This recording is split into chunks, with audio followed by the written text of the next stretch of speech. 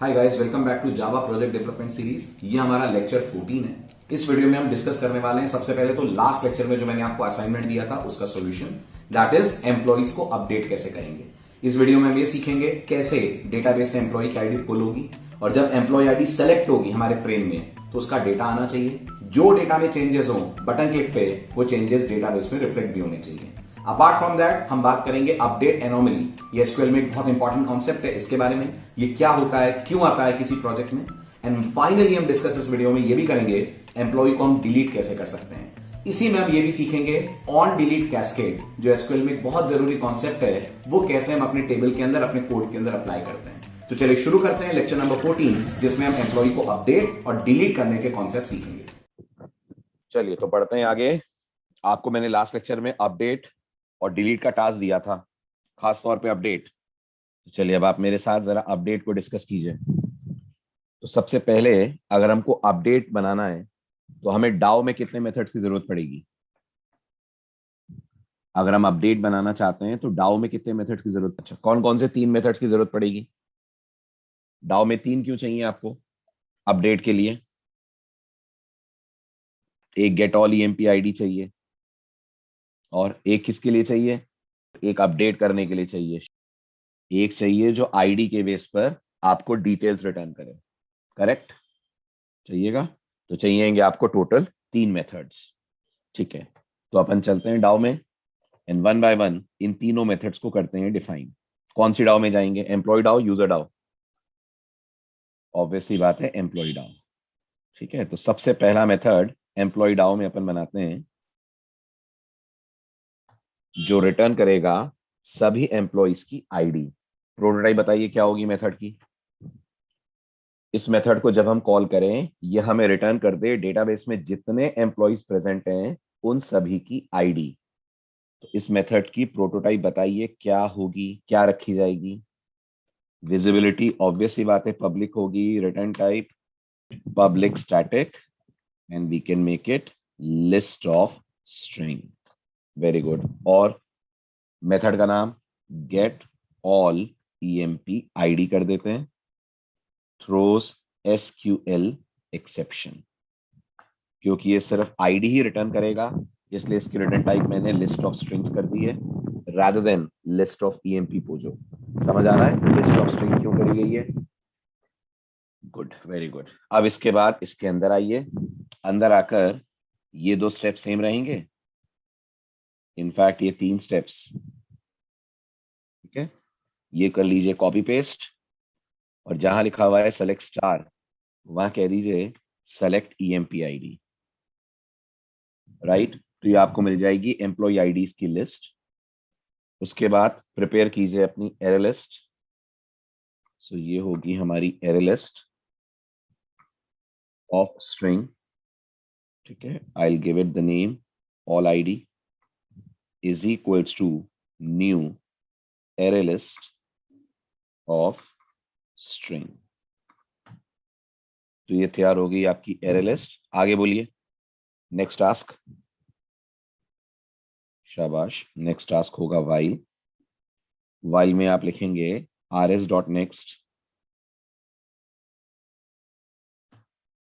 While के अंदर आपका स्टेटमेंट होगा all ID dot add rs dot get string 1। यही होगा। ठीक है, और इसके बाद जब आप लूप से बाहर आएंगे तो आप रिटर्न कर देंगे ये ऑल आईडी। ठीक, ये हो गया आपका पहला मेथड जिसका नाम है गेट ऑल ईएमपी आईडी। ठीक, अब हमें दूसरा मेथड ऐसा बनाना है जिसे हम पास करेंगे आईडी और वो हमें रिटर्न करेगा उस आईडी वाले एम्प्लॉय की डिटेल्स।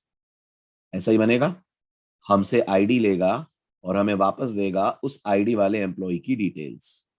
सही कह रहा हूं?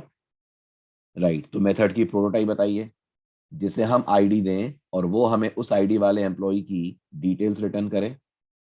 तो हमारा मेथड होगा फाइंड ईएमपी बाय आईडी। ठीक है, तो हमारा अगला मेथड हम बनाते हैं public static EMP Pozzo. Return type इसकी होगी फाइंड ईएमपी बाय आईडी, ये हमारा मेथड हो जाएगा। ठीक है, हम इसे पास क्या करने वाले हैं, हम इसे पास करने वाले हैं employee ID as a string, और ये हमें रिटर्न करने वाला है इस एम्प्लॉय आईडी वाले एम्प्लॉय का पूरा रिकॉर्ड, जिसे हम अपने जीयूआई में शो कर देंगे टेक्स्ट बॉक्सेस वगैरह में।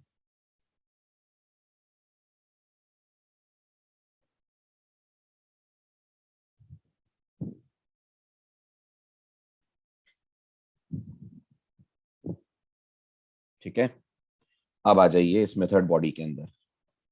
कनेक्शन रहेगा, यस, कनेक्शन रहेगा। क्वेरी स्टेटमेंट की होगी, प्रिपेयर स्टेटमेंट की होगी? तो क्वेरी प्रिपेयर स्टेटमेंट की होगी, क्योंकि क्वेरी हमारी डायनेमिक है, right? So will be going for prepare statement. Prepared statement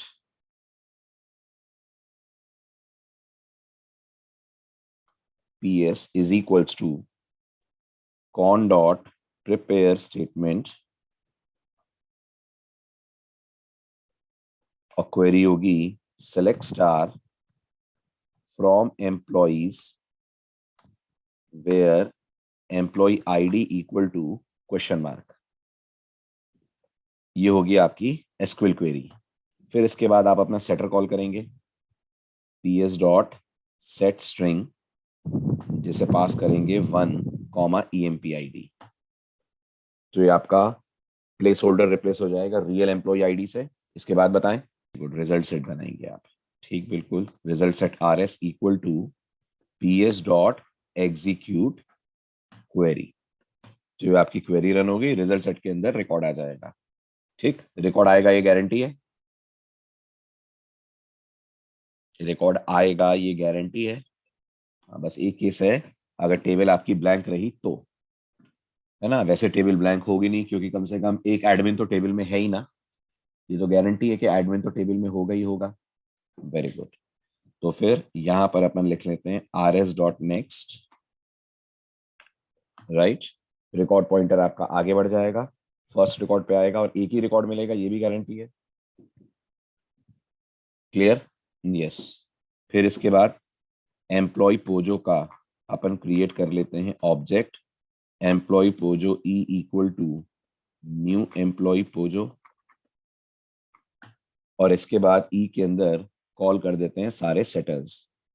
so E dot set EMP ID, तो यहां पास कर देते हैं RS dot get string, okay, 1 E dot, let us check the order of the columns in the database.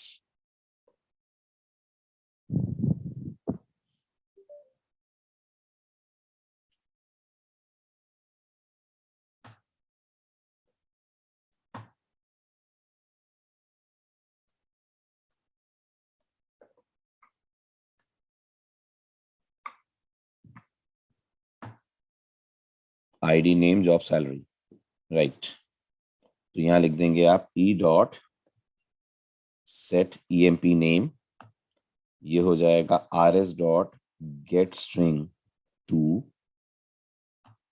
E dot set job RS dot get double, parameter में आप पास कर देंगे 3 E dot, sorry, RS dot get string and then E dot set salary, ये होगा RS dot gate double, parameter में पास कर देंगे आप 4। ठीक है, यहां तक क्लियर हो गया? ये आपका रिकॉर्ड पॉपुलेट हो गया, और यहां से आप रिटर्न कर देंगे इस एम्प्लॉय पोजो के ऑब्जेक्ट को, चला जाएगा आपके फ्रेम क्लास के पास। ठीक है, ये दो मेथड्स हो गए आपके, एक सारे एम्प्लॉयज की आईडी बुलवाना, एक आईडी के बेस पर एम्प्लॉय पोजो का रिकॉर्ड फेच करना। अब चाहिए हमको वो मेथड जो अपडेट करने का काम करेगा। So I give the name as update employ. तो ये हो गया मेरा public static boolean update employ,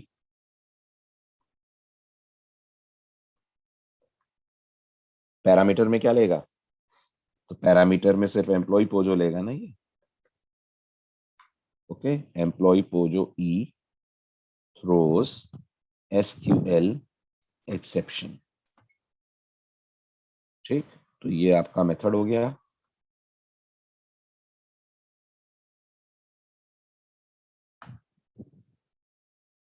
जी, अब बताएं आप मुझे इस मेथड के अंदर हमें क्या करना है। कोडिंग बोलिए, डिक्टेट करिए इसकी कोडिंग। कनेक्शन के प्रिपेयर्ड स्टेटमेंट, कनेक्शन ना, और फिर प्रिपेयर्ड स्टेटमेंट। ठीक है, तो मैंने ये क्वेरी कॉपी पेस्ट कर ली। अच्छे से ध्यान से देखिएगा, है ना, मेन ट्विस्ट यहीं पे है। उम्मीद करता हूं आपने उस ट्विस्ट को समझा होगा और आपने उसको हैंडल करा होगा। तो हमारी क्वेरी बोली यहाँ पर क्या होगी, अपडेट क्वेरी क्या होगी, अपडेट एम्प्लॉइज। आगे क्या सेट करना है आपको, मैंने आपसे कहा था आईडी के अलावा सब कुछ बदल सकता है, यही कहा था। बस आईडी चेंज नहीं होगी, बाकी कुछ भी चेंज हो सकता है। सो update employees set EMP name is equals to question mark, comma job is equals to question mark, comma salary is equals to question mark, where EMP ID equal to question mark। यही होगा update query. Employ ID के base पर आपने तीनों columns update कर दिए। उसके बाद फिर आप लिखेंगे PS डॉट सेट स्ट्रिंग 1। यहां क्या आएगा, पहला क्वेश्चन मार्क किससे रिप्लेस होना चाहिए, नेम से, है ना। तो यहाँ आएगा E dot get EMP name, ऐसा ही होगा। बोलिए बोलिए बोलिए, ऐसा ही होगा। Very good. Then PS dot set string, अगला क्वेश्चन मार्क जॉब से रिप्लेस होगा, तो ई डॉट गेट जॉब, ये लिखेंगे आप।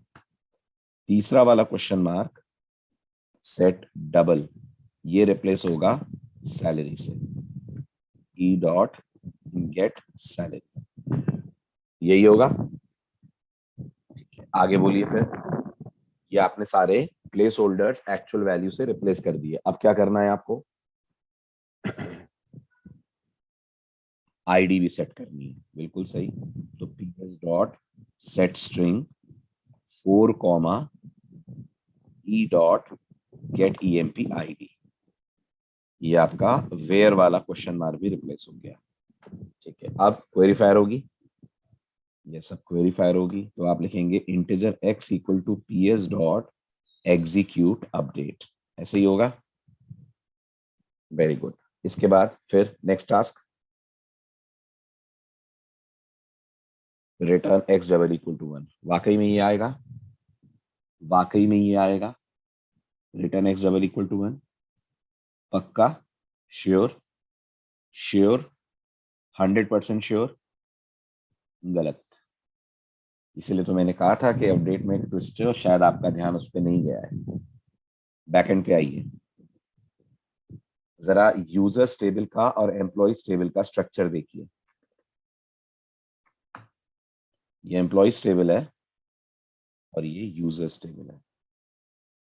क्या यूजर्स टेबल में वही एम्प्लॉइज के रिकॉर्ड है जो एम्प्लॉय टेबल में, बोलिए। यूजर पेरेंट है, सॉरी, एम्प्लॉय पेरेंट है, यूजर चाइल्ड है, करेक्ट। इमेजिन करिए मैं एम्प्लॉय टेबल में किसी का नाम चेंज करता हूं, तो यूजर्स टेबल में क्या उसका नाम चेंज नहीं होना चाहिए। जैसे इस एग्जांपल को आप देखिए, select EMP ID comma EMP name from employees. देखिएगा ध्यान से, ये हमारे पास टोटल एम्प्लॉइज हैं कंपनी में, और उसमें से कुछ लोग ऐसे हैं ना जो सॉफ्टवेयर यूज करेंगे। क्या कहते हैं आप, उसमें से कुछ ऐसे हैं ना जो सॉफ्टवेयर यूज करेंगे। हर एक को तो सॉफ्टवेयर यूज करने का राइट है नहीं, तो जो सॉफ्टवेयर यूज करेंगे वो यूजर्स टेबल में है। यहाँ आपने लिखा हुआ है यूजर नेम फ्रॉम यूजर्स। अब मुझे बताइए, क्या ये पॉसिबल है कि जो धीरज है उसका नाम धीरज की जगह धीरेन्द्र है, गलत नाम ऐड हो गया डेटाबेस में, धीरज नाम चेंज करना है। तो अगर धीरज का नाम एम्प्लॉय टेबल में चेंज होता है तो क्या यूजर्स टेबल में वो धीरज ही रहेगा। आपके कोड में ऐसा हो जाएगा क्योंकि आपने सिर्फ एक अपडेट क्वेरी चलाई है। Problem, right? क्योंकि यूजर नेम आपने यूजर्स में भी मेंटेन करा हुआ है, इसलिए आपको यहां भी अपडेट चलाना पड़ेगा। और अगर आप यूजर नेम यहां नहीं रखते तो आपके लिए चीजें आसान हो जाती। लेकिन फिर प्रॉब्लम ये होती कि जब आप लॉग इन करते तो यूजर नेम लाने के लिए फिर आपको एम्प्लॉय टेबल पे एक वेयर फायर करना पड़ता, वो फिर आपके लिए प्रॉब्लमेटिक होता। ईदर वेज आपको कहीं ना कहीं तो कॉम्प्रोमाइज करना पड़ता। तो अपन ने यूजर्स टेबल में यूजर नेम इसलिए रख लिया ताकि हमको डेटा फेच करते वक्त यूजर नेम यूजर टेबल से ही मिल जाए। क्योंकि याद होगा आपको, जब आप लॉग इन करते हैं तो लॉग इन करने के बाद यूजर को उसके नाम से वेलकम करते हैं ना, है ना? और वो नाम यूजर्स टेबल के अंदर इसलिए हमने रखा हुआ है। चलिए आइए अब आप फटाफट फ्रंट एंड पे, बैक एंड वाला तो क्लियर है, अब हम आते हैं फ्रंट एंड पे। तो फ्रंट एंड पे हमारा अपडेट एम्प्लॉय वाला मॉड्यूल ये है, अपडेट एम्प्लॉय फ्रेम। बताइए क्या होगा जैसे ये फ्रेम चलेगा। पहला टास्क इस फ्रेम में अपन लोग क्या करने वाले हैं?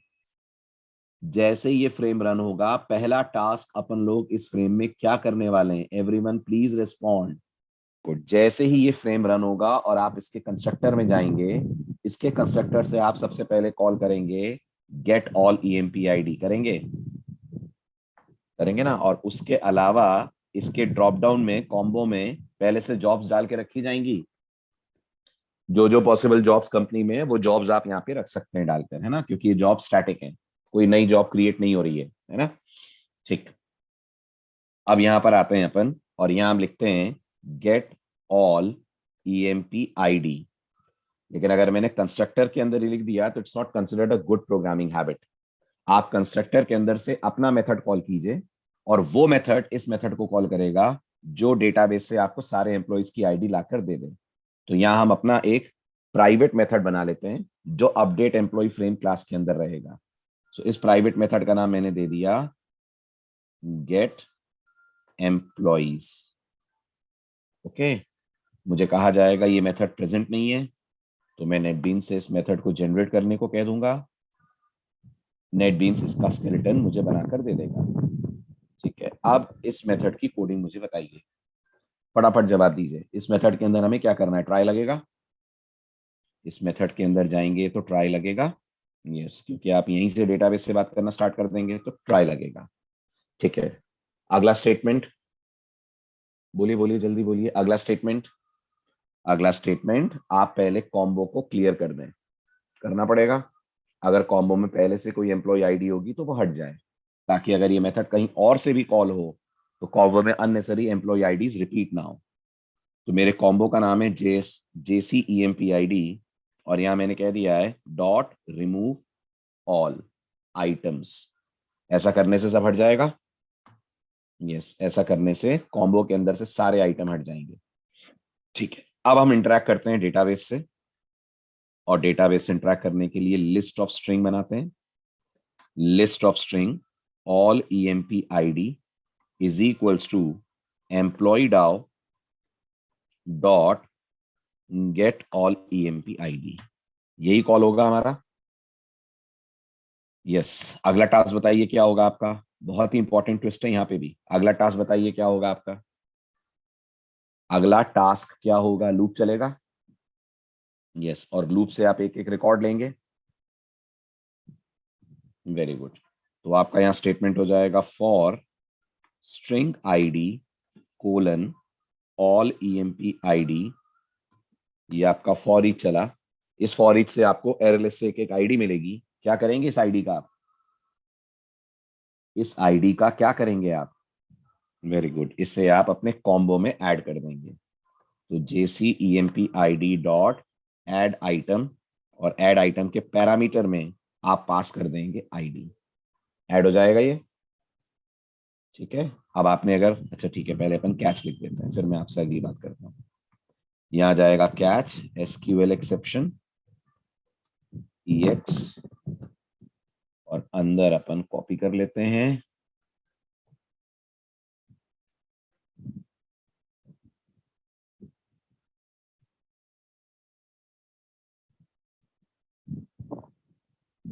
ये कैच की कोडिंग है ना? ठीक है, अब आपने इसका अगर प्रैक्टिकल करा हो तो आपने एक चीज ऑब्जर्व की होगी, जैसे ही पहला एम्प्लॉय आईडी ऐड होगा वैसे ही याद रखिएगा आपको कॉम्बो के थ्रू और डेटाबेस के थ्रू डेटा लाकर पॉपुलेट करना है अपने फ्रेम में। समझ में आ रही है बात? और जावा में जैसे ही पहला आइटम कॉम्बो में ऐड होता है, याद रखें कॉम्बो का फायर हो जाता है एक्शन परफॉर्म। सुन रहे हैं आप इस बात को ध्यान से? बहुत सारे स्टूडेंट्स को ऐसा लगता है कि एक्शन परफॉर्म तो तब फायर होगा जब हम कॉम्बो में से कुछ सेलेक्ट करेंगे। This is not true. Java में कॉम्बो बॉक्स का एक्शन परफॉर्म तब भी फायर होता है जब आप इसमें पहला आइटम ऐड करेंगे। ये बात आपको समझ आई कि नहीं आई? इसको प्रूफ करें अपन। इस बात को अपन प्रूफ करते हैं, देखिए ध्यान से, ठीक है? देखिए, तो अपन इस कॉम्बो पे चलते हैं। इसका हमें एक्शन परफॉर्म तो हैंडल करना ही है ना, क्योंकि जब यहाँ से एम्प्लॉय आईडी सेलेक्ट होगी तो हमें डेटाबेस से उस एम्प्लॉय की डिटेल पुल करके यहाँ शो करनी है। तो मैं इसका एक्शन परफॉर्म जनरेट कर देता हूँ, ठीक है? और इसके एक्शन परफॉर्म में मैं कुछ नहीं लिख रहा, सिर्फ एक एसओपी डाल रहा हूँ, system.out.println एक्शन परफॉर्म्ड कॉल्ड, ठीक है? और अपन इस अपडेट एम्प्लॉय वाले फ्रेम को एग्जीक्यूट करते हैं। अब देखिएगा बैकग्राउंड में क्या होता है। मैंने इसको रन करा, डेटाबेस से हम कनेक्ट हो गए। चेक करिए, मुझे एक्शन परफॉर्म कॉल लिखा हुआ दिख रहा है, जबकि मैंने कोई आइटम सेलेक्ट नहीं करा है यहाँ से। ऐसा इसलिए हो रहा है क्योंकि आपका जब ये फॉर लूप चलेगा तो ये कितने एम्प्लॉय आईडीज ऐड करेगा कॉम्बो के अंदर, प्लीज बताएं? जब आपका ये फॉर लूप चलेगा तो ये कितनी एम्प्लॉय आईडी ऐड करेगा कॉम्बो के अंदर? ये ऐड करेगा टोटल 5 एम्प्लॉय आईडी करेगा ना। डेटाबेस से 5 एम्प्लॉय आईडी आएंगी ना, ये 5 एम्प्लॉय आईडीज ऐड करेगा। लेकिन इन 5 में से जो पहली एम्प्लॉय आईडी ऐड होगी, उस एम्प्लॉय आईडी के ऐड होते ही जावा क्या कॉल करेगी? उस एम्प्लॉय आईडी के ऐड होते ही जावा कॉल करेगी ये मेथड जिसका नाम है एक्शन परफॉर्म। राइट, तो ये कंफर्म है कि ये पहले एम्प्लॉय आईडी के ऐड होने पर ही कॉल हुआ है? यस, ये कंफर्म है, ये पहले एम्प्लॉय आईडी के ऐड होने पर ही कॉल हुआ है। जैसे ही ये लाइन चली होगी जावा ने कॉल करा होगा एक्शन परफॉर्म। इसके बाद जितने एम्प्लॉय आईडीज ऐड हुए हैं उनके लिए एक्शन परफॉर्म कॉल नहीं हुआ होगा, लेकिन इसके लिए जरूर कॉल हुआ। तो पहली चीज जो आपको समझनी है, आपको इस एक्शन परफॉर्म के अंदर इस एम्प्लॉय का डेटा पुल करना चाहिए जो इस समय सेलेक्टेड है। यस, बिल्कुल पुल करना चाहिए, और पुल करके बाकी कॉम्बो, बाकी फ्रेम के एलिमेंट्स में दिखा देना चाहिए वो डेटा। यस, पुल करके वो डेटा बाकी फ्रेम में दिखा देना चाहिए। तो अब यहाँ आ जाएगा एक ट्राई ब्लॉक, ठीक है? तो याद रखिएगा एक्शन परफॉर्म कितनी बार चलेगा? ये एक्शन परफॉर्म कितनी बार चलेगा? ये 2 केसेस में चलेगा। नंबर 1, जब पहला एम्प्लॉय ऐड होगा ये तब भी चलेगा। नंबर 2, जब यूजर किसी ड्रॉप डाउन में से एम्प्लॉय आईडी को चूज करेगा ये तब भी चलेगा। Are you getting this? है ना? ठीक, अब आ जाइए ट्राई ब्लॉक के अंदर। क्या करना होगा ट्राई में? कौन सा मेथड कॉल करेंगे, क्या करेंगे, जल्दी बोलिए। ट्राई ब्लॉक के अंदर कौन सा मेथड कॉल करेंगे? तो आप सबसे पहले एम्प्लॉय पोजो का बना लें ई, वेरी गुड। और यहां से क्या कॉल होगा? यहां से कॉल होगा एम्प्लॉय डाउ का method, employee DAO dot find employee by ID. और आईडी कहां है आपके पास? आईडी है? आईडी है, आईडी आ चुकी है कॉम्बो बॉक्स के अंदर। तो यहाँ पे कॉम्बो बॉक्स से आईडी रिट्रीव कर सकते हैं। String emp id is equals to jc emp id dot get selected item dot to string. ये आपको आईडी मिल गई जो आप यहाँ पास कर देंगे। ये भी क्लियर है? बोलिए जल्दी। यस, ये भी क्लियर है, यहाँ से आपने आईडी पास कर दी। ठीक, अब आपके पास एम्प्लॉय पोजो का ऑब्जेक्ट आ गया। क्या करना है आपको इस ऑब्जेक्ट का? क्या करना है आपको इस ऑब्जेक्ट का? फटाफट जवाब दीजिए, बोलिए बोलिए जल्दी बोलिए, क्या करना है आपको इस ऑब्जेक्ट का? वेरी गुड, इस ऑब्जेक्ट से डेटा रिट्रीव करके अपने फ्रेम के एलिमेंट्स में उसे शो करना है। ओके, कहाँ कहाँ क्या क्या शो करना है? जवाब दें। जो आपका नेम वाला टेक्स्ट बॉक्स है उसमें क्या शो करना है? वेरी गुड, नेम शो करना है। तो उसके लिए आपका स्टेटमेंट ये होगा txt emp name dot set text और इसके पैरामीटर में आप लिखेंगे ई डॉट गेट ईएमपी नेम, यही होगा, है ना, ये तो नाम सेट हो गया। देन txt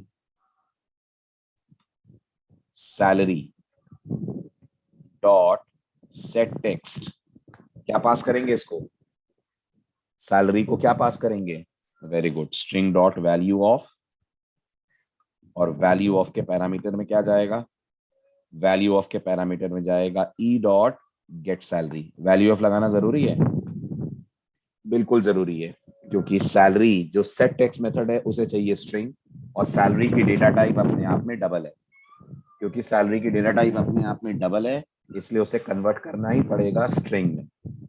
तो ये सैलरी कन्वर्ट हो गई स्ट्रिंग के अंदर, यहां तक क्लियर है,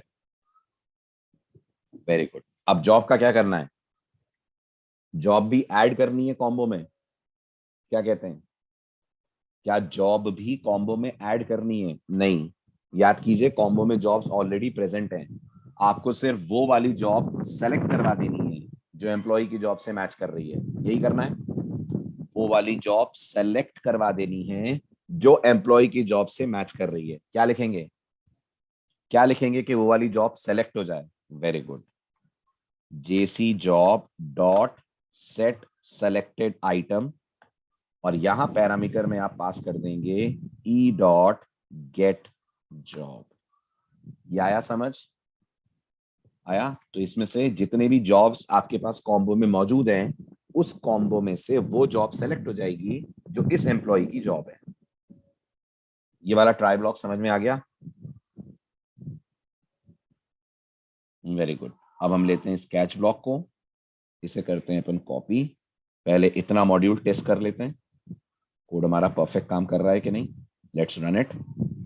एप्लीकेशन को मैंने रन करा, कनेक्शन एस्टैब्लिश हुआ, नोटिस करिए E101 यश मैनेजर 50,000, बैकएंड से आप वेरीफाई कर लीजिए क्या ऐसा है, पिछला वर्जन चल रहा है उससे भी बंद करते हैं। ये आपका डेटाबेस कनेक्ट हुआ, let's go to the backend और आप वेरीफाई करें सेलेक्ट स्टार फ्रॉम एम्प्लॉय से, तो ये यश का रिकॉर्ड आ रहा है। अब मैं यहाँ से रिकॉर्ड सेलेक्ट करता हूँ, लेट्स से E105, सही आ रहा है डेटा, E105 दिनेश ही है, पोस्ट उसकी हेल्पर है, सैलरी उसकी 15,000 है, डेटा पूरा यहाँ पर जैसा आपको चाहिए वैसा शो हो रहा है। E103 वो भी सही शो हो रहा है, धीरज रिसेप्शनिस्ट 20,000, ठीक है, तो डेटा पुल तो हमारा बिल्कुल परफेक्ट हो रहा है। अब बात आती है अपडेट करने की, ठीक, तो अपडेट वाला काम कब होगा, जब यूजर बटन क्लिक करेगा, यस, जब यूजर अपडेट वाला बटन क्लिक करेगा, इसका बनाते हैं अपन एक्शन परफॉर्म, तो right click events action, action perform, बोलिए क्या क्या टास्क है यहाँ पर।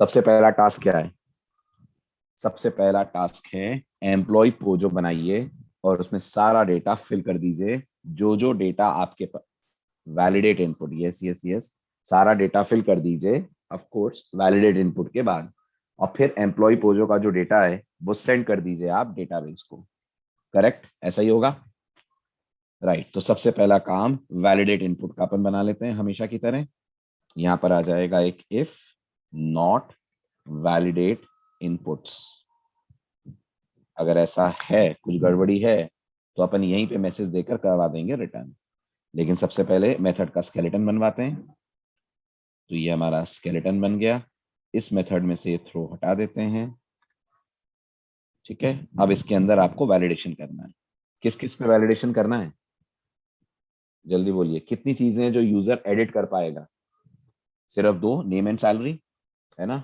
जॉब तो कर नहीं पाएगा एडिट, जॉब तो सेलेक्ट करेगा, एम्प्लॉय आईडी उसे चेंज करनी नहीं है, राइट। तो यहाँ पर सिर्फ दो ही चीजें आपको चेक करनी है, तो पहले की तरह आ जाएगा इफ, एक ही लाइन पे, एक ही लाइन में रिटर्न आ जाएगा कि अगर दोनों में से एक भी ब्लैंक कर दिया उसने तो फॉल्स रिटर्न हो जाए, तो रिटर्न लास्ट लेक्चर में जो आपने पढ़ा था, not of followed by txt name, txt emp name dot get text dot is empty, और txt salary dot get text dot is empty। Validate input clear है आपको, समझ आ रहा है, ये वही वाला लॉजिक है जो आप देख चुके हैं, ठीक। अब यहां से रिटर्न होगा या तो ट्रू या तो फॉल्स। अगर यहां से फॉल्स रिटर्न होगा तो कंट्रोल इफ के अंदर चला जाएगा। यस, तो आप यूजर को बोल देंगे J option pane dot show message dialog, हमेशा की तरह null, comma, please input all the fields. ये आपका यूजर को मैसेज, ठीक। यहाँ टाइटल एरर, यहाँ J option pane dot error underscore message.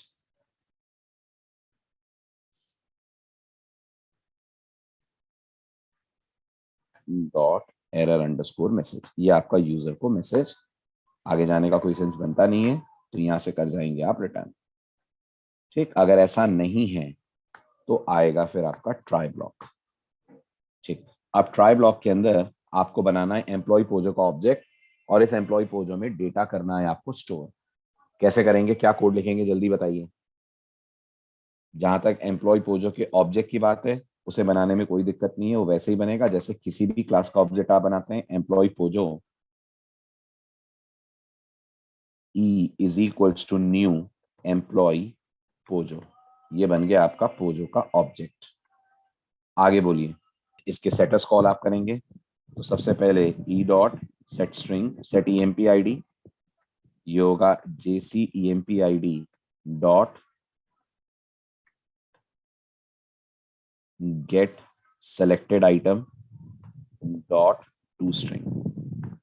ये वो एम्प्लॉय आईडी आ जाएगा जो कॉम्बो बॉक्स के अंदर यूजर ने सेलेक्ट करा हुआ है। फिर आप लिख देंगे E dot set E M P name T X T E M P name dot get text. ये एम्प्लॉय नाम सेलेक्ट हो गया। फिर आप सेलेक्ट करेंगे एम्प्लॉय की job, E dot set job. Job में क्या आएगा, बोले बोले। जॉब में JC job dot get selected item dot to string.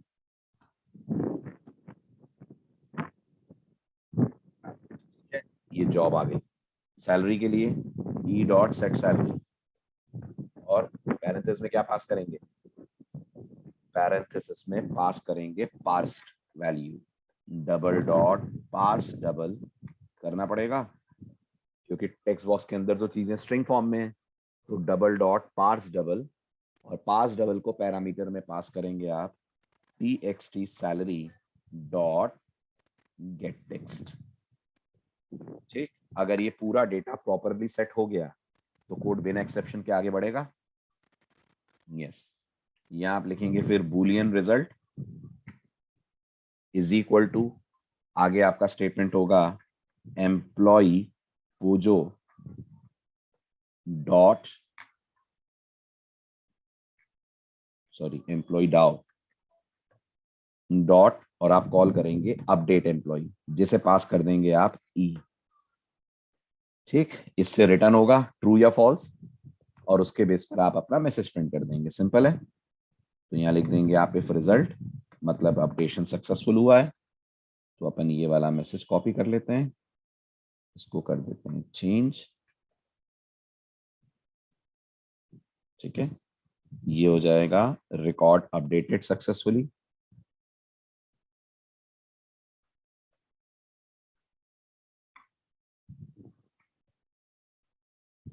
ठीक है, ये आपका टाइटल एरर की जगह हो जाएगा सक्सेस, और अपडेशन डन, और ये हो जाएगा एरर की जगह इंफॉर्मेशन अंडरस्कोर मैसेज। ये हो गया। अगर ऐसा नहीं है तो आप जाएंगे एल्स पार्ट में, और एल्स पार्ट के अंदर आप यूजर को अपना अगला मैसेज देंगे। कर्ली ब्रेसेस में ड्रॉप कर रहा हूं क्योंकि एक एक लाइन की ही कोडिंग है, और इस एल्स में आप यूजर को बोल देंगे अपडेशन नॉट डन। ऊपर आप ट्राई दिस बोल सकते हैं, some kind of error and error message, और इस ट्राई का फिर आप देंगे एक मैचिंग कैच ब्लॉक। यहां तक क्लियर है। बताइए, है ना, ये वो कोड है जो आप लोगों ने ट्राई करा होगा। अब जरा बैक एंड को अपन प्रिंट करके देख लेते हैं। इससे पहले कि हम आगे बढ़े, ये है हमारे पास एम्प्लॉय टेबल और ये है हमारे पास users table. Order by employ ID यहां भी लगा देते हैं। ठीक है, चलिए शुरू करते हैं अब कोड की वर्किंग का एनालिसिस। कोड आपने रन करा, ठीक। यहां से मान लीजिए मैंने सेलेक्ट करा E105। E105 में दिनेश है, हेल्पर है, सैलरी उसकी 15,000 है। ठीक है, दिनेश की सैलरी बढ़ गई है, सैलरी 15 की जगह हो गई है 16,000। ठीक है, और दिनेश का नाम है दिनेश कुमार। इमेजिन करिए, दिनेश नहीं था, दिनेश कुमार नाम था। जैसे ही मैं अपडेट पे क्लिक करूंगा, डेटाबेस से कनेक्ट होकर रिकॉर्ड आपका सक्सेसफुली अपडेट होगा, ये आपसे कहा जाएगा। बैकएंड में जाकर चेक करिए, दिनेश दिनेश कुमार हो गया है। यस, दिनेश दिनेश कुमार हो गया है। सैलरी भी उसकी 16,000 हो गई है, जो पिछली बार 15,000 थी। ठीक है, यहाँ तक कोई दिक्कत नहीं जाएगी आपको। अब इमेजिन करिए हम लोग यहाँ से कोई ऐसा एम्प्लॉय लेते हैं जो एम्प्लॉय भी है और सॉफ्टवेयर यूज भी करने का उसको राइट है। तो ऐसा बंदा ढूंढिए कौन है जो एम्प्लॉय भी है और उसे सॉफ्टवेयर यूज करने का राइट भी है।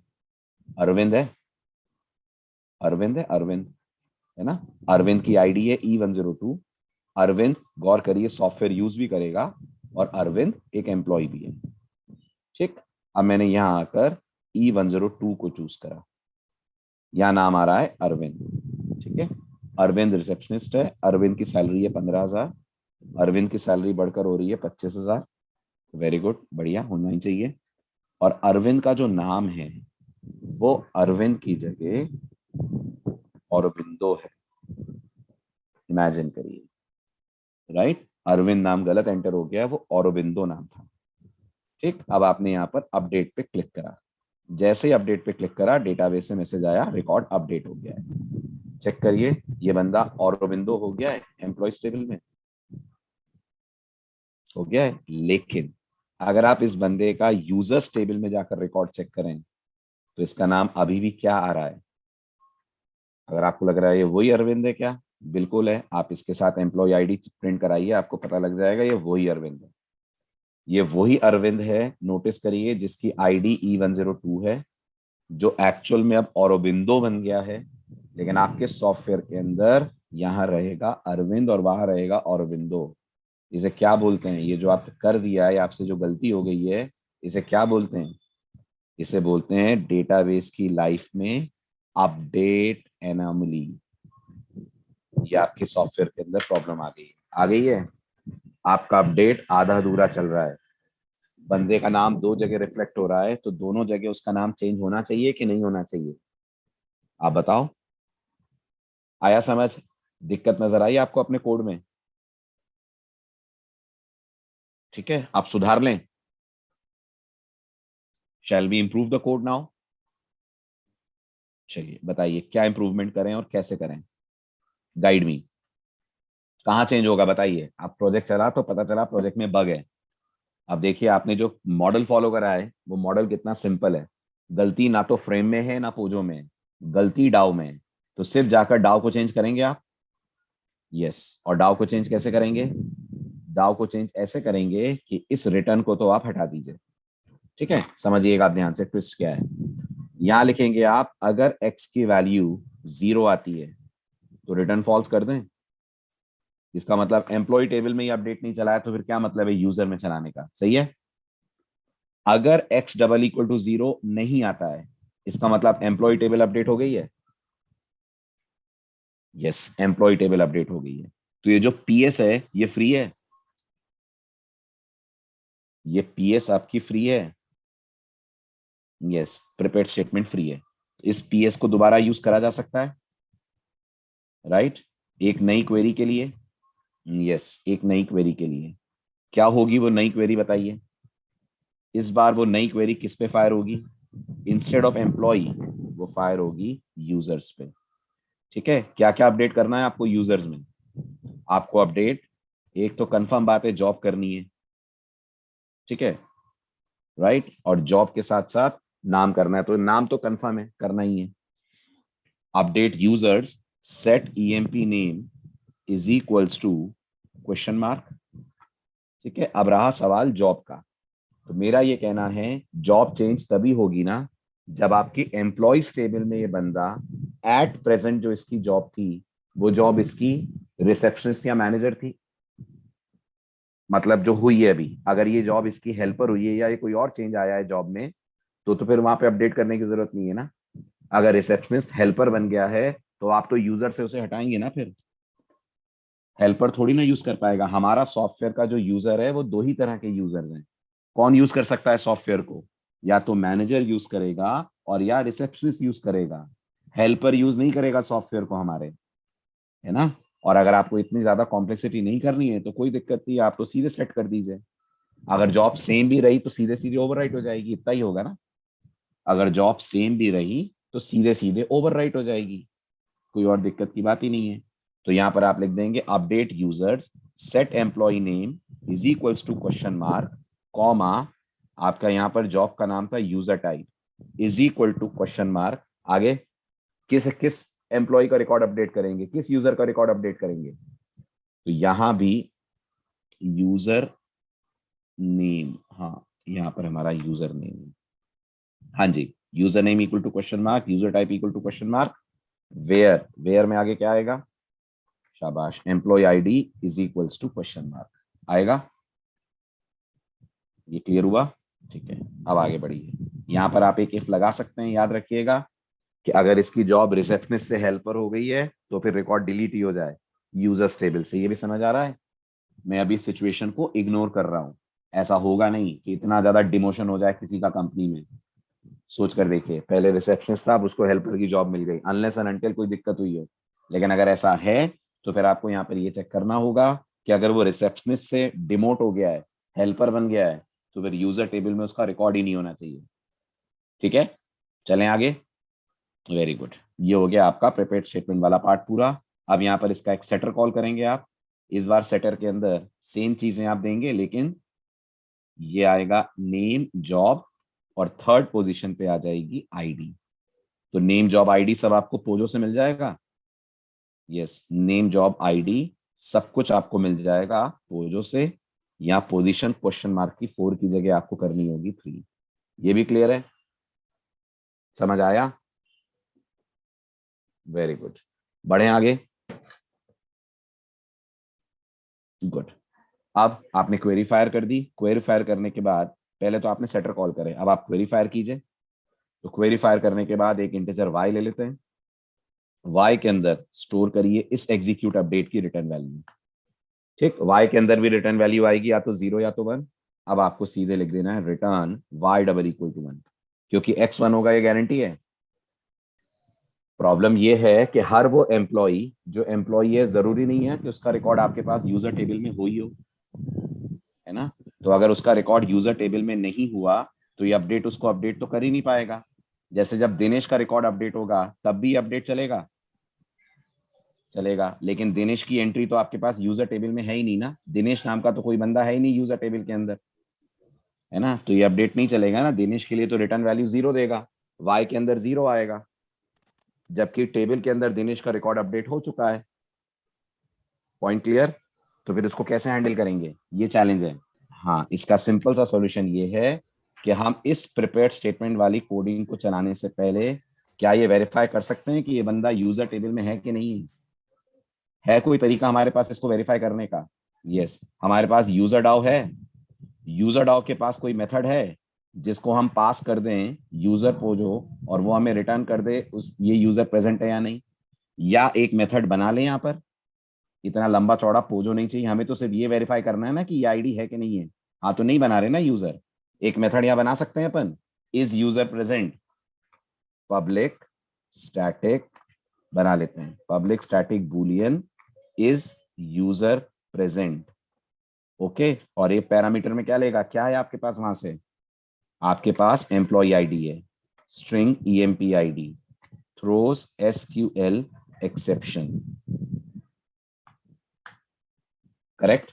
ठीक, यहां पर बाकी काम आपका सेम, प्रिपेयर्ड स्टेटमेंट क्वेरी रहेगी, सेटर भी आपको चाहिए, तो ये पूरा कॉपी करिए, यहाँ पेस्ट कर लीजिए।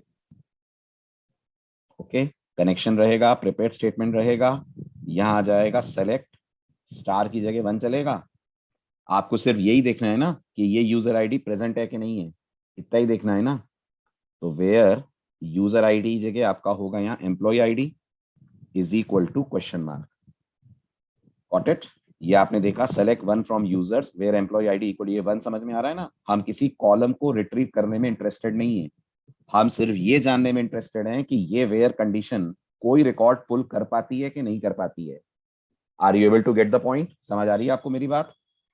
Very good. इसके बाद फिर आप यहाँ पे सेटर कॉल कर दीजिए। यहाँ सेटर में बोल दीजिए आप ईएमपी आईडी, ये एम्प्लॉय आईडी सेट हो गई, और यहाँ पर आपको बस एक लाइन लिखनी है, return R S dot next. R S ऊपर बना लीजिए आप, result set R S is equals to P S dot execute query, ये यहाँ से कॉपी कर लीजिए। बताइए ये लाइन समझ आई? ये मेथड का पर्पस समझ आया आप सबको? ये मेथड क्यों बना है? राइट? ये मेथड इसलिए बना है ताकि जब हम अपडेट करें एम्प्लॉय टेबल के बेस पर यूजर टेबल को, तो तभी करें जब ये बंदा यूजर टेबल में प्रेजेंट हो, वरना जबरदस्ती अपडेट चलेगा, रिकॉर्ड मिलेगा नहीं, वाई में 0 आ जाएगा, और अपडेट होने के बावजूद y=1 रिटर्न कर देगा false. Are you getting that? शाबाश। बताइए अब कहां करूं इसको कॉल, इसका कॉल कहां फिट करूं अपने कोड में? बोलिए जल्दी, इसका कॉल अपने कोड में कहां फिट करूं? वेरी गुड, यहां लगाना चाहिए मुझे एक एल्सिफ, लगाना चाहिए।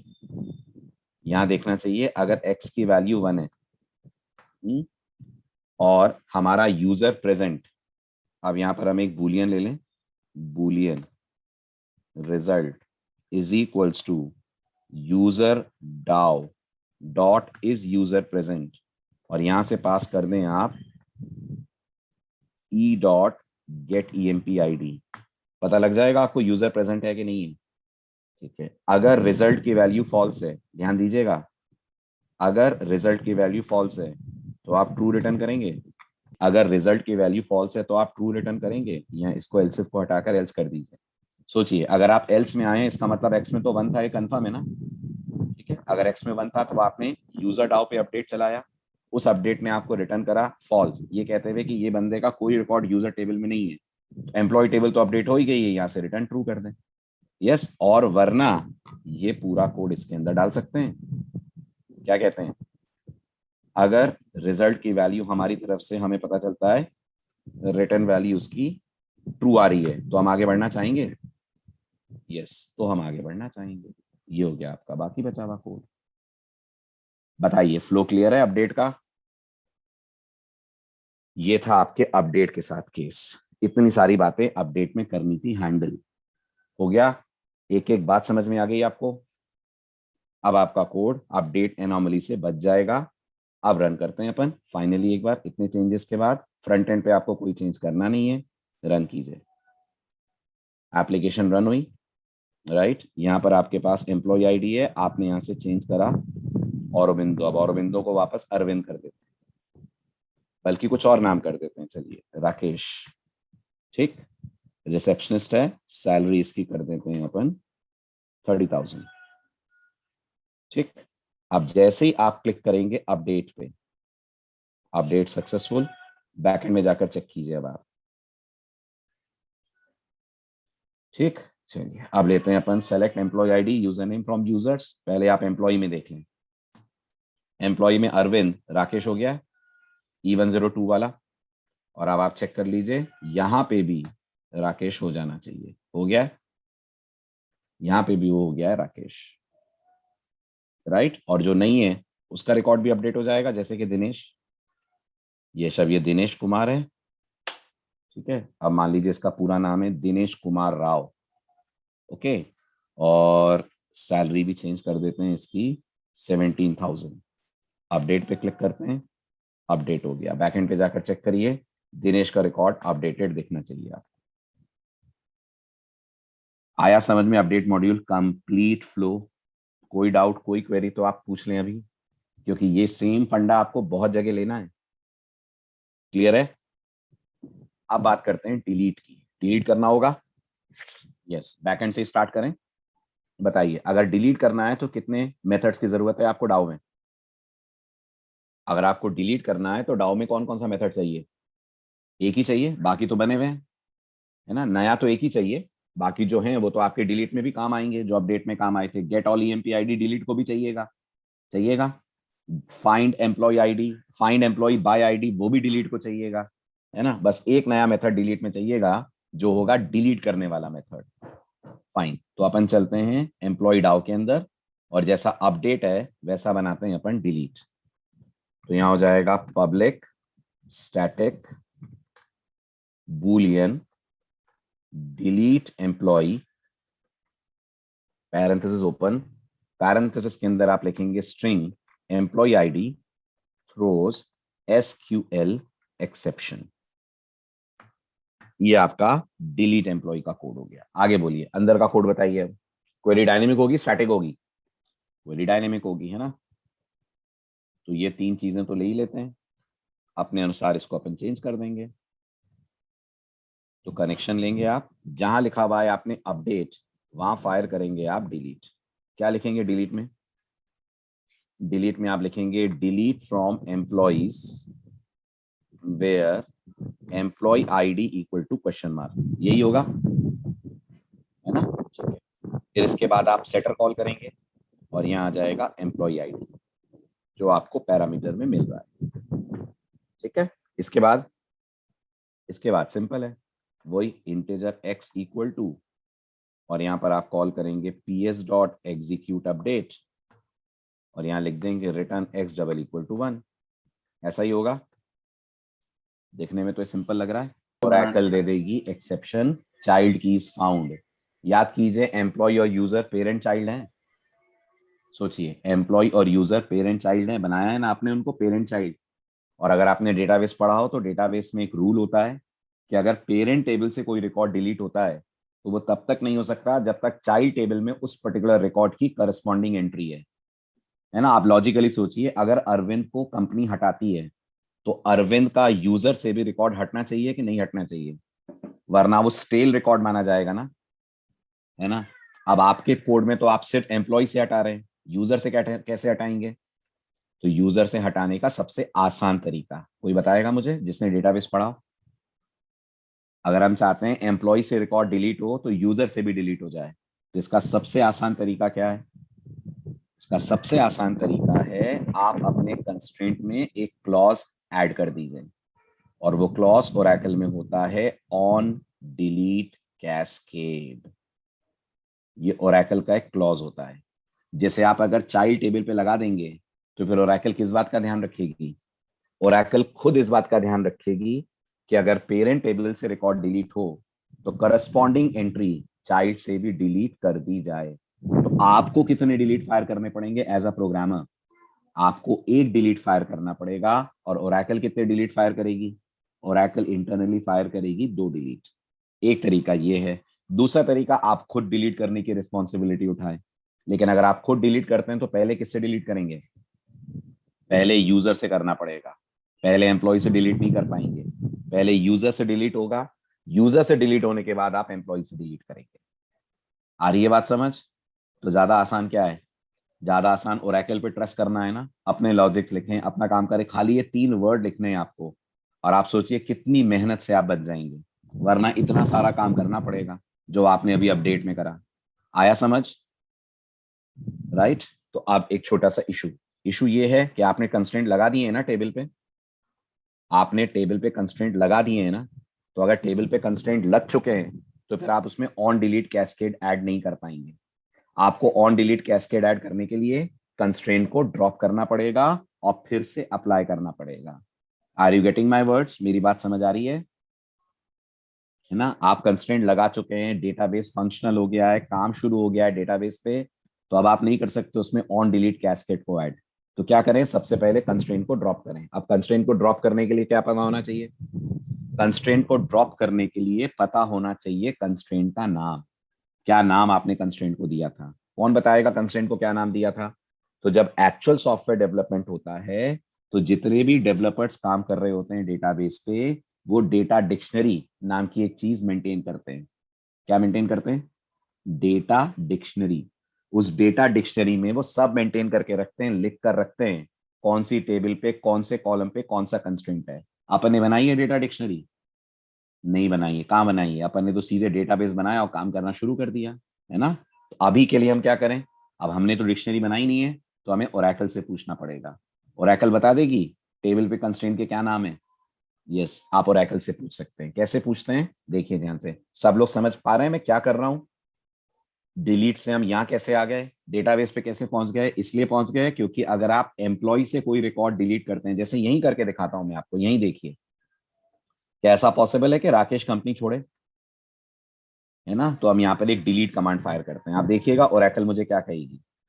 जब मैं बोलूंगा डिलीट फ्रॉम एम्प्लॉइज, पहले हम दिनेश का रिकॉर्ड हटाते हैं, ध्यान दीजिएगा। Where employee ID equal to E105, बड़े आराम से, बड़े स्मूथली दिनेश का रिकॉर्ड हट जाएगा। आ रही है बात समझ? बहुत स्मूथली दिनेश का रिकॉर्ड हट जाएगा क्योंकि दिनेश की एंट्री यूजर में नहीं है ना। देखिए दिनेश का रिकॉर्ड आराम से हट गया। लेकिन अगर यही रिकॉर्ड हम डिलीट E105 की जगह करते हैं E102, तो रैकल पकड़ा देगी एक्सेप्शन। दिख रही है आपको exception?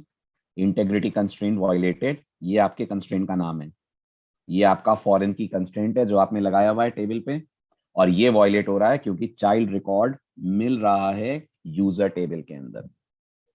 I hope you are getting the point, है ना। अब क्या करें, ऐसा क्या करें कि अगर हम यहां से एम्प्लॉय आईडी 102 को हटाएं तो यूजर से अपने आप हट जाए। तो हमें 3 क्लॉज ऐड करने पड़ेंगे। क्या होंगे वो 3 क्लॉज? वो 3 क्लॉज होंगे ऑन, डिलीट, कैस्केड। क्लॉज तो एक ही है, वर्ड 3 है, ऑन, डिलीट, कैस्केड। लेकिन आपका कंस्ट्रेंट लग चुका है कि नहीं? आपने तो कंस्ट्रेंट लगा दिया है। अब आप नहीं कर सकते उसमें ऑन, डिलीट, कैस्केड। अब आपको क्या करना पड़ेगा? थ्योरी सुनी आपने, पहले कंस्ट्रेंट को ड्रॉप कीजिए, ड्रॉप करने के बाद वापस अप्लाई कीजिए। लेकिन ड्रॉप करने में चैलेंज क्या है? कंस्ट्रेंट का नाम पता होना चाहिए। अभी पता लग गया आपको कंस्ट्रेंट का नाम, है ना। लेकिन ये तो तुक्के से पता लग गया कि आपने गड़बड़ी करी और नाम आ गया। कल को अगर आपको सर्च करना पड़े कि कंस्ट्रेंट का नाम क्या है, तो कैसे सर्च करेंगे? तो ओरेकल के पास खुद की डेटा डिक्शनरी है जिसमें उसने कंस्ट्रेंट के नाम मेंटेन करके रखे हैं। अब हम उस डिक्शनरी को क्वेरी कर रहे हैं। आपको ये पता है कौन सी टेबल पे आपने कंस्ट्रेंट लगाया है? इतनी जानकारी है? हाँ, हमें पता है हमने यूजर्स टेबल पे लगाया है। तो आपको यूजर टेबल के कंस्ट्रेंट का नाम चाहिए। यस, तो आप बोलेंगे सेलेक्ट कंस्ट्रेंट अंडरस्कोर नेम। ये पता है आपने कौन सा कंस्ट्रेंट लगाया है? कौन से कंस्ट्रेंट को ढूंढ रहे हैं आप यूजर टेबल पे? हाँ, हमें पता है, रेफरेंशियल कंस्ट्रेंट ढूंढ रहे हैं, फॉरेन की। तो यहाँ लिखिए constraint underscore type, okay, from user underscore constraints. ये ओरेकल की डिक्शनरी है जिसमें ओरेकल मेंटेन करके रखती है सारे कंस्ट्रेंट की detail. User underscore constraints where, table का नाम याद है? जिस टेबल पे आपने ये कंस्ट्रेंट लगाया है, हाँ याद है, टेबल का नाम है यूजर। और कैसे देंगे, कैसे देंगे यूजर? अपर केस में देंगे। और ओरेकल टेबल के नाम हमेशा किस केस में मेंटेन करती है? अपर केस में मेंटेन करती है। तो आपको यहाँ अपर केस में लिखना पड़ेगा यूजर। एंटर स्ट्राइक कीजिए। मिल गया आपको कंस्ट्रेंट का नाम। अब तो पहचान पाएंगे कंस्ट्रेंट की टाइप में आ रहा है आर। आर मतलब रेफरेंशियल। और ये रहा आपके कंस्ट्रेंट का नाम। ये वही नाम है जो यहाँ फ्लैश हो रहा है, EID_EMP_FK। ठीक है, ऐसे आप जरूरत पड़ने पर ओरेकल से क्वेरी कर सकते हैं। ठीक है, अब क्या करें? अब इस कंस्ट्रेंट को ड्रॉप करें। ड्रॉप कैसे करते हैं? ड्रॉप करने का कमांड होता है ऑल्टर टेबल, टेबल का नाम। कौन सी टेबल पे कंस्ट्रेंट लगा है जिसको आपको ड्रॉप करना है?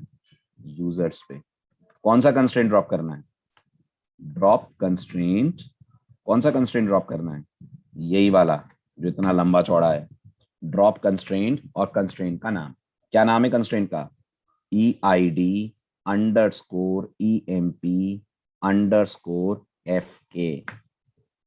ये कंस्ट्रेंट हो गया आपका ड्रॉप। अब दोनों टेबल डिस्कनेक्ट हो गई हैं। यस, अब दोनों टेबल डिस्कनेक्ट हो गई हैं। अब आप दोबारा कंस्ट्रेंट लगाएंगे? बिल्कुल, अब आप कंस्ट्रेंट दोबारा लगाइए। कैसे लगाते हैं कंस्ट्रेंट? कमांड याद है आपको? कंस्ट्रेंट कैसे लगाते हैं, कमांड याद है? ऑल्टर टेबल यूजर्स, आगे बोलिए, ऐड कंस्ट्रेंट,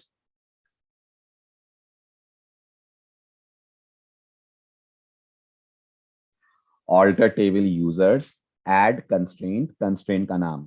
कंस्ट्रेंट का नाम वही रख दें वापस, EID_EMP_FK, ये आपके कंस्ट्रेंट का नाम आ गया। ओके, कैसा कंस्ट्रेंट है? तो ये फॉरेन की कंस्ट्रेंट है। ओके, किस पे लगा रहे हैं आप ये कंस्ट्रेंट? यूजर टेबल के किस कॉलम पे आपको ये कंस्ट्रेंट लगाना है? कौन सा कॉलम है यूजर टेबल में जिस पे आपको ये कंस्ट्रेंट अप्लाई करना है? जल्दी जल्दी जवाब दें। यूजर टेबल में यूजर आईडी पे लगाना है। यूजर टेबल में यूजर आईडी है ना बेटा? नहीं सॉरी, हाँ हाँ हाँ ठीक कह रहे हैं, एम्प्लॉय आईडी पे लगाना है। यूजर टेबल में एम्प्लॉय आईडी, तो यह पैरेंथेसिस के अंदर आ जाएगा एम्प्लॉय आईडी, राइट। और इसकी पेरेंट टेबल कौन है? कौन सी टेबल से ये कंस्ट्रेंट कनेक्ट होगा? तो ये कनेक्ट होगा references EMP table. Okay, EMP table में कौन सा कॉलम जिससे कनेक्ट होगा? तो वहां भी एक ईएमपी आईडी बना रखा है आपने। इतना तो आपने लास्ट टाइम भी कहा था ना, पिछली बार भी इतनी तो कोडिंग करी थी ना कंस्ट्रेंट लगाने के लिए। यस और no? Employees, sorry sorry sorry, employees. पिछली बार भी इतनी कोडिंग तो आपने करी थी कंस्ट्रेंट लगाने के लिए, है ना? अब क्या करेंगे? आप बस 3 वर्ड ऐड कर दीजिए, ऑन, डिलीट, कैस्केड। ठीक है, अब चलाइए आप अपनी क्वेरी। ये क्वेरी अभी तक प्रॉब्लम दे रही थी, ये वाली क्वेरी, E102 वाली क्वेरी, अब देखिए नहीं देगी। जैसे ही आपने फायर करा, अब दोनों जगहों से रिकॉर्ड चला गया। वेरीफाई कर सकते हैं? करिए। सबसे पहले आप एम्प्लॉइज में देखिए, गया E102, एम्प्लॉय टेबल में E102 हट गया, वेरी गुड। यही सेलेक्ट स्टार फ्रॉम, बल्कि सेलेक्ट स्टार क्यों कर रहे हैं, select user ID, user name, employee ID from user करिए, चेक करिए, यहां से भी हट गया E102। सिर्फ आपको कितना काम करना पड़ा? छोटा सा एक काम, ऑन डिलीट कैस्केड। अब सोचिए, अगर ऑन डिलीट कैस्केड नहीं पता हो किसी को, तो उतनी मेहनत करेगा जितनी हमने अपडेट में की, उतनी मेहनत करेगा फ्रंट एंड पे। पहले एक क्वेरी फायर करेगा यूजर से डिलीट करने की, फिर चेक करेगा, फिर एक क्वेरी फायर करेगा एम्प्लॉय से डिलीट करने की, बार बार डेटाबेस से इंटरेक्ट करेगा। जबकि यहां लगा दी ऑन डिलीट कैस्केड, काम आसान आपका। अब आपका डिलीट बन जाएगा। अब तो कुछ बचा ही नहीं डिलीट में, यही तो एक ट्विस्ट था बस, बाकी जो सब वही कॉपी करने हैं जो आपने अपडेट में करें। ठीक है, तो डिलीट बना के ले आइएगा बात। तो ये चेंजेस कर लीजिएगा, आगे और भी चेंजेस टेबल में होंगे, याद रखिएगा। जैसे जैसे प्रोजेक्ट आगे बढ़ेगा, डेटाबेस में हमें थोड़े थोड़े चेंजेस करने पड़ेंगे, तो उसके लिए तैयार रहिएगा। ठीक, टेबल में हल्के फुल्के चेंजेस आगे होंगे। ठीक है, चलिए तो बढ़ते हैं, अब नेक्स्ट लेक्चर में मिलते हैं। इससे आगे बात करेंगे नेक्स्ट मॉड्यूल की। अब हमें रिसेप्शनिस्ट पे काम करना है, एम्प्लॉय हो गया, ठीक है। तो अब आपका चैलेंज है रिसेप्शनिस्ट वाले मॉड्यूल को कंप्लीट करके लाना। देख लीजिए रिसेप्शनिस्ट में क्या क्या हो रहा है। वापस चलते हैं सीधे अपन मैनेजर ऑप्शंस की तरफ, और अगर आप मैनेजर ऑप्शंस फ्रेम को ओपन करें, तो एम्प्लॉय के अलावा मैनेजर किससे इंटरेक्ट कर सकता है, किसको मैनेज कर सकता है? एम्प्लॉय के अलावा मैनेजर मैनेज कर सकता है रिसेप्शनिस्ट को। रिसेप्शनिस्ट में मैनेजर को क्या क्या करने का राइट है? तो रिसेप्शनिस्ट को ऐड कर सकता है, अपडेट कर सकता है, डिलीट कर सकता है, और सारे रिसेप्शनिस्ट को देख सकता है। बन जाएगा अब तो आपसे कोड, ये एज इट इज है एम्प्लॉय की फोटोकॉपी, बस थोड़ा बहुत चेंज होगा, वो आप ध्यान रखिएगा, वो आपसे अगले लेक्चर में डिस्कस कर लूंगा, हो जाएगा। तो ये आपका होमवर्क है, रिसेप्शनिस्ट बना के लाइए। अगले लेक्चर में फिर हम इससे आगे वाले मॉड्यूल की बात करेंगे। ठीक है, प्रोजेक्ट आपका फिनिशिंग की तरफ बढ़ रहा है। ठीक है, चलिए तो मिलते हैं नेक्स्ट लेक्चर में। Bye bye, take care.